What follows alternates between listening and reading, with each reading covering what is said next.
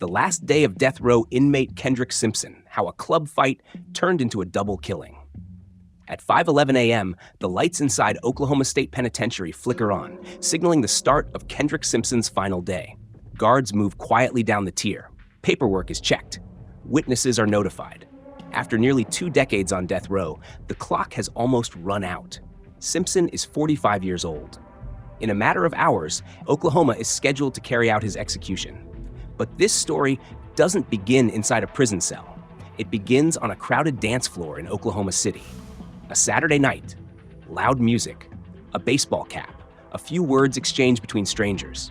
What should have been nothing more than a minor argument turned into a deadly highway chase that left 2 young men dead. How does a disagreement over a hat end in gunfire on an interstate ramp? And how did 3 friends fleeing Hurricane Katrina end up at the center of one of Oklahoma's most shocking double homicide cases? Long before the flashing lights of police cruisers and courtroom verdicts, Kendrick Antonio Simpson's life had already been shaped by instability and violence. Born in 1980, Simpson grew up in New Orleans, Louisiana, in neighborhoods where crime and survival often walked side by side. His defense team would later argue that his early years were marked by trauma, exposure to violence, and emotional damage that was never properly addressed. 2 years before the Oklahoma City killings, Simpson himself had been shot in New Orleans, an incident that reportedly left him diagnosed with severe post-traumatic stress disorder. Then came Hurricane Katrina. In 2005, the storm devastated New Orleans, displacing hundreds of thousands of residents. Simpson was among those forced to leave. Along with friends Jonathan Dalton and Latongo Robertson, he relocated to Oklahoma City, attempting to start over in a place far from the floodwaters and destruction they had experienced. By January 2006, Simpson was 25 years old. Dalton was just 20. Robertson was 31. The 3 men had formed a close bond, young evacuees trying to adapt to a new city, and carrying with them whatever emotional weight the past had left behind. On the night of January 15, 2006, they decided to go out. Before heading to Fritzy's Music Hall, a hip-hop club in Oklahoma City, Dalton drove Simpson to his residence so he could change clothes. While there, Simpson retrieved an assault-style rifle and placed it in the trunk of Dalton's Monte Carlo. The trunk could be accessed through the back seat. Why bring a rifle to a nightclub? That question would later echo through the courtroom. Sometime after midnight, now early January 16th, the trio arrived at the club. It was a typical Saturday night scene. Loud music, flashing lights, crowded tables, drinks flowing freely. For a while, nothing seemed unusual. At some point during the evening, Simpson walked past a table where 3 young men were seated: Glenn Palmer, Anthony Jones, and London Johnson. One of them allegedly made a remark about the Chicago Cubs baseball cap Simpson was wearing. It might have been teasing. It might have been dismissive. It might have been nothing more than a passing comment.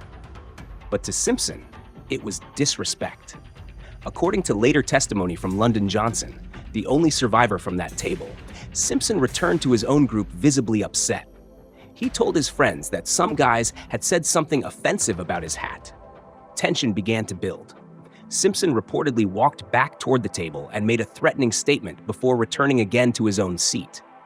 Moments later, he approached once more, this time extending his hand as if to smooth things over, saying, "We cool." It appeared, briefly, that the situation might de-escalate, but Glenn Palmer stood up and punched Simpson in the mouth, knocking him to the floor. Music continued playing. People kept dancing. But in that instant, something shifted. Simpson got up, returned to Dalton and Robertson, and told them they were leaving.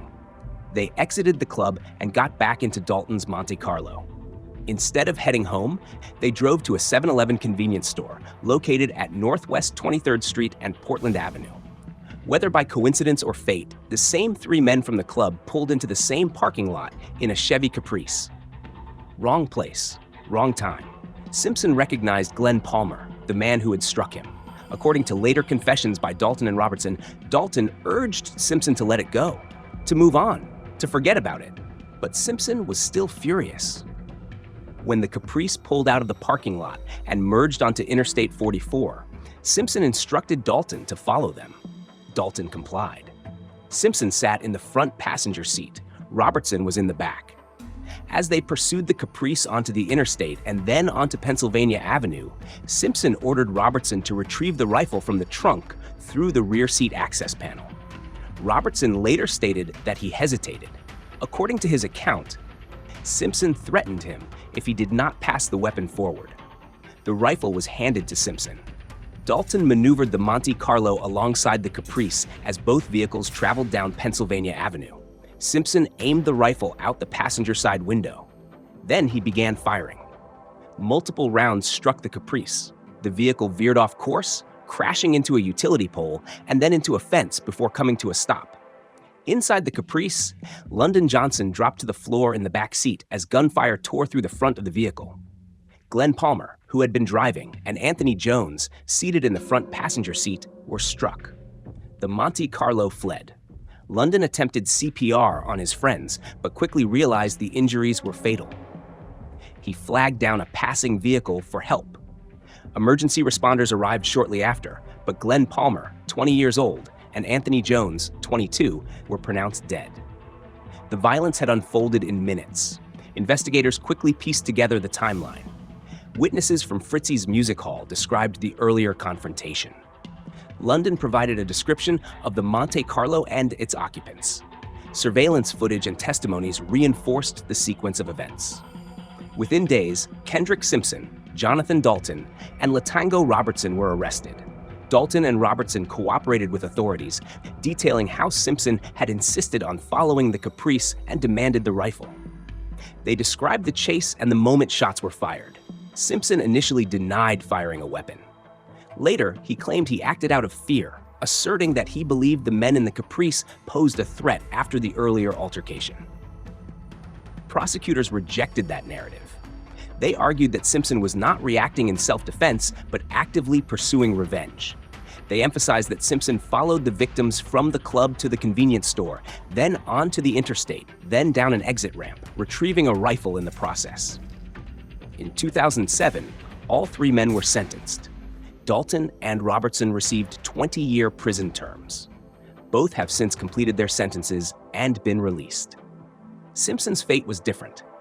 Jurors found him guilty on 2 counts of first-degree murder. He was sentenced to death. Over the years, Simpson's legal team raised multiple arguments during appeals. They pointed to his PTSD diagnosis following the earlier shooting in New Orleans. They referenced the trauma of Hurricane Katrina and displacement. They argued that his psychological state was not properly weighed during sentencing. Supporters claimed he was a damaged individual, shaped by violence long before the nightclub dispute. The Oklahoma Attorney General's office responded firmly, emphasizing the calculated nature of the pursuit and the deliberate firing of multiple rounds into another vehicle.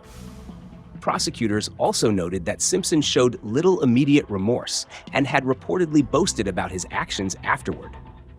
For nearly 19 years, Kendrick Simpson has lived inside a death row cell at Oklahoma State Penitentiary.